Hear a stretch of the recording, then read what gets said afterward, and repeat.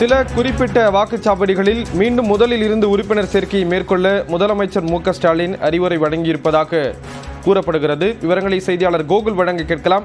கோகுல், விவரங்களை பகிர்ந்துக்கலாம். முதலமைச்சர் மு.க.ஸ்டாலின் மண்டல பொறுப்பாளர்களோடு அப்போலோ மருத்துவமனையில் ஒரு ஆலோசனை நடத்தினார். இந்த ஓர்டில் தமிழ்நாடு குறித்து இந்த ஆலோசனை நடத்தப்பட்டது. அதிகமான மக்களை இணைத்து மாபெரும் வெற்றி அடைவதற்கு காரணமான நிர்வாகிகளுக்கு பாராட்டு தெரிவித்த முதலமைச்சர் 150 தொகுதிகளில் 30% உறுப்பினர் சேர்க்கை என்ற இலக்கை அடைந்துள்ளதையும் பாராட்டியிருக்கார். அதே சமயம் உறுப்பினர் சேர்க்கையில பின்தங்கியுள்ள ஓரிரு மாவட்டங்கள் தொகுதிகளை குறிப்பிட்டு அவற்றை மண்டல பொறுப்பாளர்கள் கவனித்து சரி செய்யுமாறும் முதலமைச்சர் இந்த கூட்டத்தில் அறிவுறுத்திருக்கிறார்.